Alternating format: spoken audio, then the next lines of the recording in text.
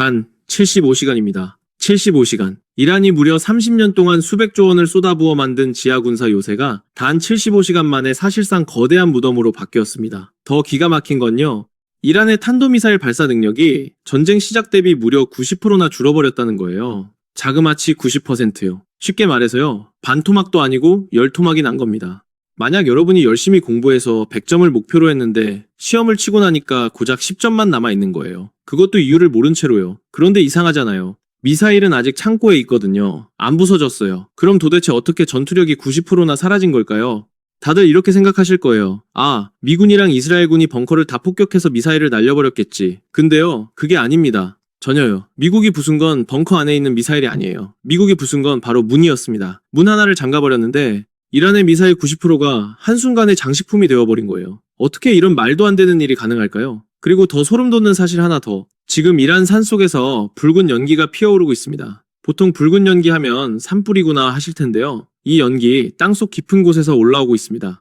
그것도 수백 명의 군인들이 갇혀있는 벙커 안에서요. 나가면 드론 공습, 안에 있으면 유독가스, 탈출구가 없어요. 지금 저 벙커 안에서는 도대체 무슨 일이 벌어지고 있는 걸까요? 이게 왜 무서운 줄 아시나요? 이 이야기, 저 먼 중동에서 벌어지는 전쟁 이야기라서 남의 나라 일이라고 생각하시면 안 됩니다. 지금 이 순간 이란의 지하 벙커가 무너지면서 우리 주유소 기름값이 흔들리고 우리 마트 장바구니 물가가 오르고 심하면 우리 회사 일자리까지 영향을 받게 됩니다. 왜냐하면 이 전쟁 세계 원유의 20%가 지나가는 호르무즈 해협 바로 옆에서 벌어지고 있거든요. 쉽게 설명하면요. 여러분 학교 급식실 앞에 긴 줄이 있는데 그 줄 입구를 한 명이 딱 막고 서 있는 거예요. 그 한 명이 비켜줘야 우리가 밥을 먹을 수 있는 거잖아요.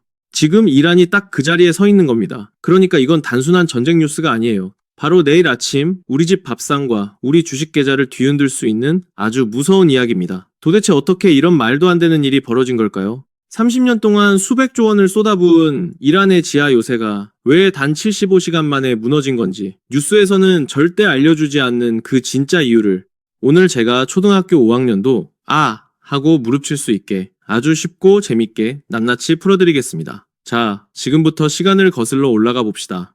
딱 45년 전으로요. 1980년 이란과 이라크 사이에 전쟁이 터집니다. 이 전쟁 아시는 분들은 아시겠지만 무려 8년 동안 계속됩니다. 1980년부터 1988년까지요. 지금으로부터 45년 전에 태어난 사람이 어릴 때부터 성인이 될 때까지 내내 전쟁이 벌어진 거예요. 그 8년 동안 이란 사람들은 매일같이 하늘에서 폭탄이 쏟아지는 걸 지켜봤습니다. 이라크 공군기들이 이란의 수도 테헤란 위를 날아다니면서 공장을 폭격하고 군사기지를 폭격하고 심지어 민간인 지역까지 폭격했거든요. 그런데 이란은 이 공습에 제대로 대응할 수가 없었습니다. 이란의 공군이 너무 약했거든요. 미국제 전투기를 가지고 있긴 했는데 1979년 이슬람 혁명으로 미국과 관계가 끊기면서 부품 공급이 완전히 차단됐거든요. 고장난 비행기를 고칠 방법이 없었던 거예요. 쉽게 말해서 이란 입장에서는 하늘이 완전히 적의 것이 돼버린 거예요.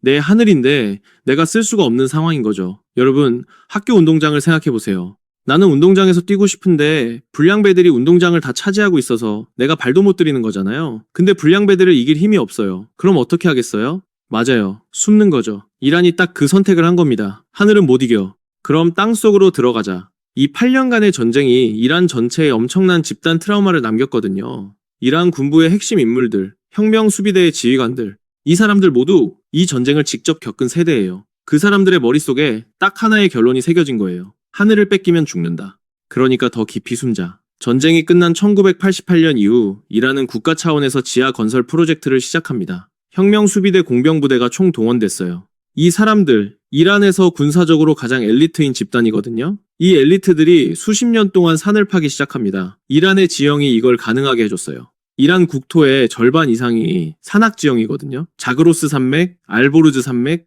이 산들이 천연 요새 역할을 해준 거예요. 이란은 수백 킬로미터에 달하는 지하 터널을 팠어요. 그 안에 미사일을 보관하고 연료를 저장하고 지휘소를 만들고 심지어 핵 관련 시설까지 집어넣었습니다. 그리고 이걸 미사일 도시라고 불렀어요. 이란은 이 미사일 도시 영상을 전 세계에 공개하기도 했어요. 터널 안에 미사일이 가득 줄 서 있는 장면, 군인들이 질서정연하게 움직이는 장면.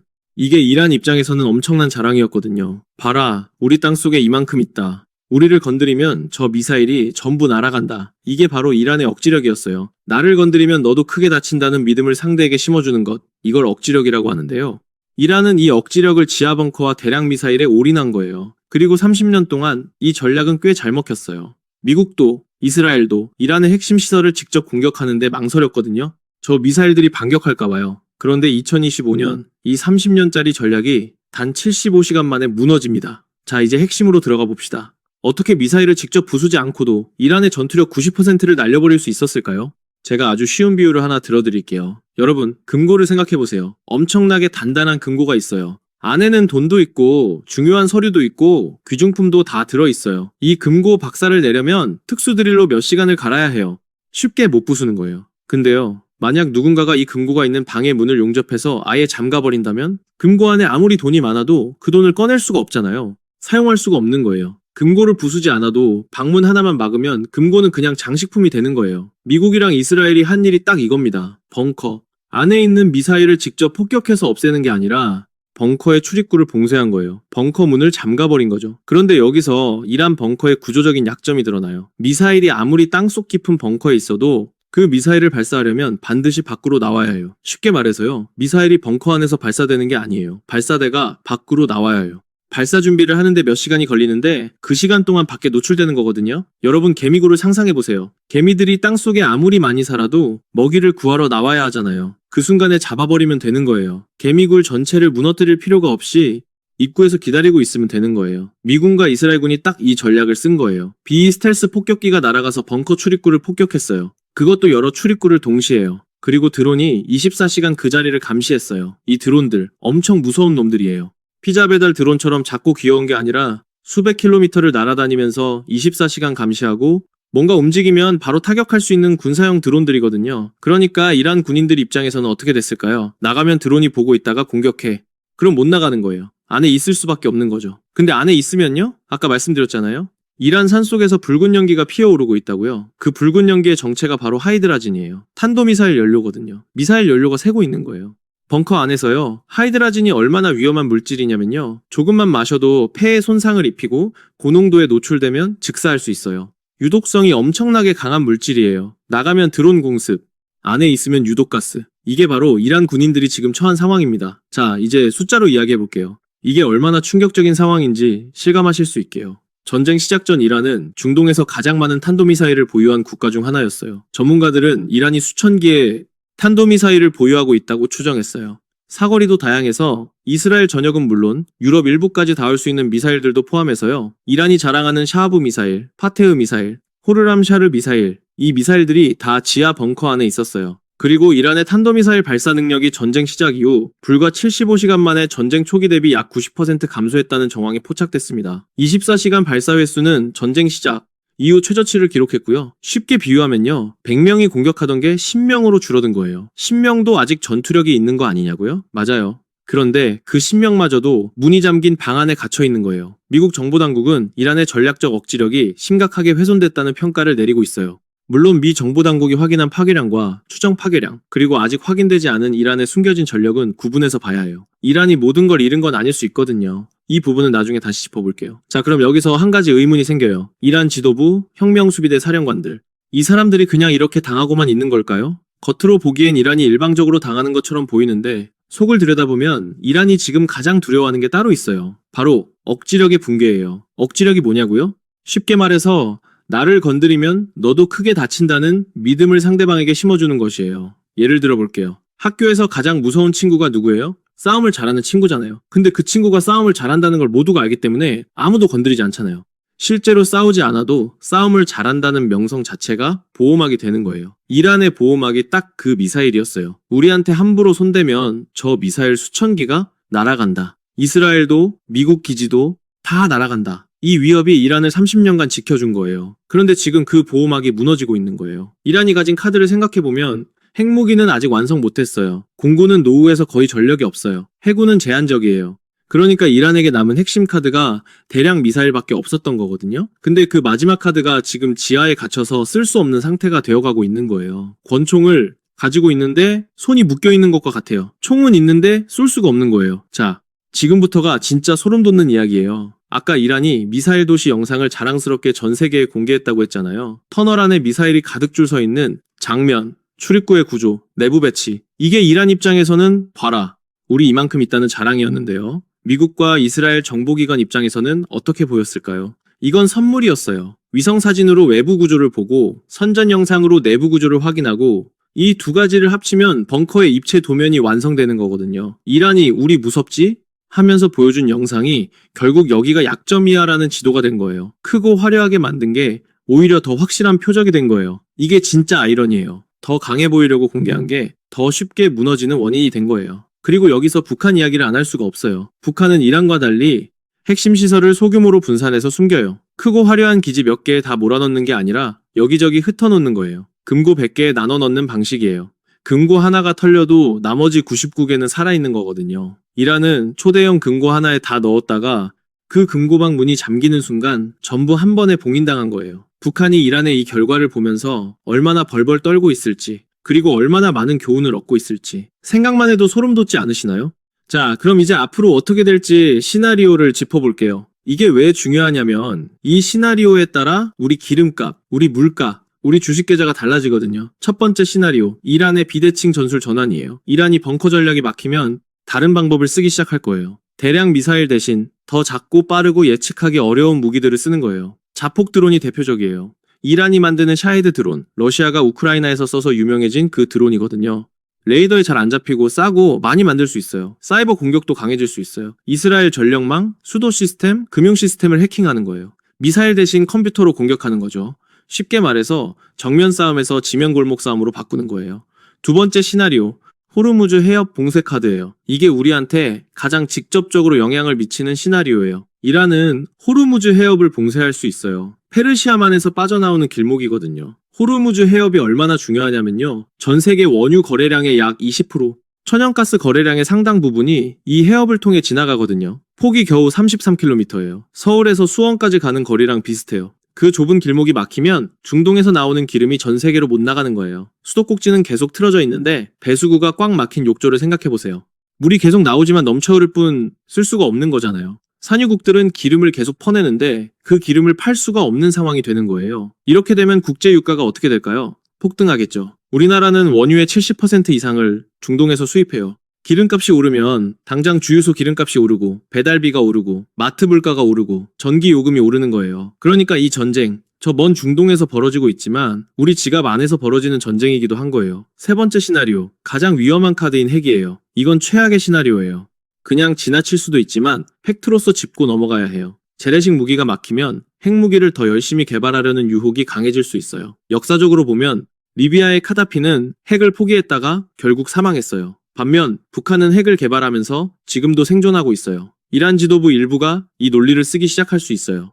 핵이 없으니까 이렇게 당하는 거다. 핵만 있으면 아무도 건드리지 못한다. 이게 현실화되면 중동 전체가 핵무장 도미노로 갈 수 있어요. 이란이 핵을 가지면 사우디아라비아도 가지려 하고 터키도.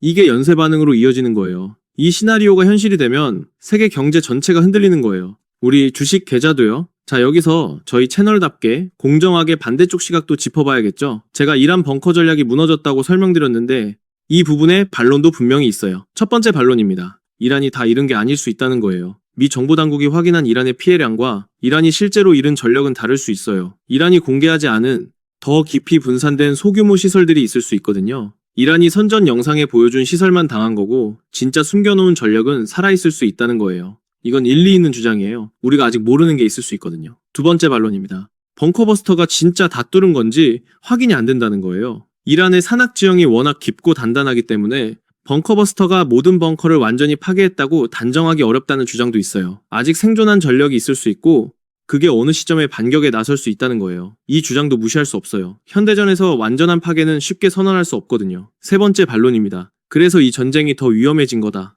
라는 경고예요. 이란이 약해졌다고 해서 전쟁 위험이 줄어든 게 아닐 수 있어요. 오히려 코너에 몰린 쥐가 더 무섭게 덤비잖아요. 재래식 전력이 막히면 더 예측 불가능한 방식으로 반격할 수 있어요. 드론 테러, 사이버 공격, 심지어 핵 개발 가속화, 벙커가 무너졌다고 안심하면 안 된다는 거예요. 오히려 다음 국면이 더 불안정할 수 있어요. 이 세 가지 반론 모두 나름의 근거가 있어요. 저도 이란이 완전히 끝났다고 단정하지는 않겠습니다. 현대전은 그렇게 간단하지 않거든요. 자, 지금 이 상황에서 각 플레이어들의 딜레마를 짚어볼게요. 먼저 이란의 딜레마예요. 항복하자니 30년 혁명 수비대의 체면이 무너지고 최고 지도자 하메네이의 권위가 끝나요. 계속 싸우자니 전투력은 계속 줄어들고 국민들은 전쟁 피로감에 지쳐가요. 핵을 개발하자니 미국이 더 강력하게 때릴 명분이 생기고 안 하자니 재래식 전력이 없으니 속수무책이에요. 이러지도 저러지도 못하는 완전한 외통수예요. 다음은 미국의 딜레마예요. 이란을 완전히 무력화하자니 이란이 더 극단적인 선택으로 갈 수 있어요. 핵 개발, 테러 조직 지원 강화 같은 것들이요. 그렇다고 중간에 멈추자니 이란이 다시 전력을 회복할 시간을 줄 수도 있어요. 그리고 호르무즈 해협이 봉쇄되면 미국 동맹국들인 한국, 일본, 유럽이 경제 위기로 흔들리게 돼요. 마지막으로 이스라엘의 딜레마예요. 전쟁을 계속하면 국제사회에서 고립되고 가자 지구 문제와 얽혀서 국제 여론이 더 나빠져요. 멈추자니 이란이 다시 재건할 시간을 주는 거고 헤즈볼라, 하마스 같은 이란 지원 세력도 다시 강해질 수 있어요. 이스라엘 입장에서도 이건 단순한 전쟁이 아니라 생존 그 자체의 문제거든요. 오늘 이야기를 한 문장으로 정리하자면 이렇습니다. 세상에서 가장 깊은 벙커는 세상에서 가장 무거운 관이 될 수 있다. 미국이 부순 건 콘크리트가 아니었어요. 미국이 부순 건 하늘을 잃어도 땅속에선 절대 안 죽는다는 이란의 30년짜리 믿음이었습니다. 깊이 파고들수록 강한 게 아니에요. 막혔을 때 피해가 더 큰 구조가 될 수 있어요. 이건 이란만의 이야기가 아니에요. 지하 은닉에 의존하는 모든 나라에 해당하는 이야기예요. 그리고 같은 질문이 우리에게도 적용될 수 있어요. 우리도 하늘을 잃는 순간 저렇게 될 수 있는가? 이게 남의 나라 이야기라고 생각하시면 안 됩니다. 지금 이 순간 이란의 지하 벙커가 무너지면서 이 지역의 불안정성이 높아지고 있어요. 이게 우리한테 어떻게 연결되냐면요. 우선 기름값이에요. 우리나라 원유 수입의 70% 이상이 중동에서 와요. 이 지역이 불안정해지면 기름값이 오르는 거예요. 동네 주유소에서 기름을 넣을 때 여러분이 더 내야 하는 돈이 생기는 거예요. 그 다음은 물가예요. 기름값이 오르면 배달비가 오르고 배달비가 오르면 마트 물건 값이 오르고 결국 우리 집 장바구니가 더 무거워지는 거예요. 그리고 주식 계좌예요. 중동 불안이 높아지면 국제 투자자들이 위험하다 싶어서 신흥시장에서 돈을 빼거든요. 우리나라도 신흥시장으로 분류되거든요. 외국인 투자자들이 돈을 빼면 우리 주식시장이 흔들려요. 먼 나라의 전쟁이지만 결국 우리 주유소, 우리 마트, 우리 주식 계좌와 직접 연결돼 있는 거예요. 자, 이제 여러분께 한 가지 질문을 드릴게요. 만약 여러분이 지금 이란의 최고 지도자 하메네이의 자리에 앉아 있다면 어떤 선택을 하시겠어요? 선택지는 세 가지예요. 첫 번째, 협상 테이블에 나가서 핵 프로그램을 포기하고 경제 제재를 풀겠다고 협상한다. 그러면 당장 전쟁은 끝나지만 30년 혁명 수비대의 자존심은 무너지고 내부에서 반발이 생길 수 있어요. 두 번째, 비대칭 전술로 전환해서 드론 테러, 사이버 공격, 호르무즈 봉쇄 위협으로 버틴다. 당장의 항복은 피하지만 국제사회에서 테러 국가로 낙인 찍히고 경제는 더 나빠져요. 세 번째,